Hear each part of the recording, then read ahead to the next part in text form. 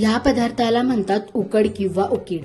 तर नमस्कार मंडळी, मी कोकण कन्या आणि आज मी तुम्हाला सांगणार आहे तांदळाच्या पिठापासून उकड कशी करायची।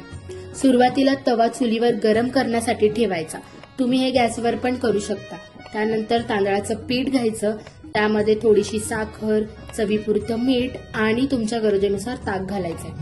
तसेच कांदा, लसूण, मिरची, टोमॅटो, कढीपत्ता हे सर्व तयार करून ठेवायचंय।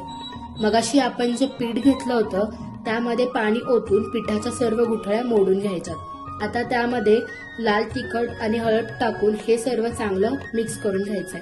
आता आपला तवा चुलीवर चांगला गरम झालेला आहे। त्यामध्ये थोडंसं तेल, कांदा, लसूण, मिरची, कढीपत्ता आणि टोमॅटो फोडणीला देऊन हे सर्व चांगलं मिक्स करून घ्यायचंय। आता त्यामध्ये तयार केलेलं पीठ ओतायचंय आणि चुलीतला विस्तव कमी करून किंवा तुम्ही हे जर गॅसवर करत असाल तर गॅस कमी करून हे सर्व मिश्रण चांगलं मिक्स करून घ्यायचंय।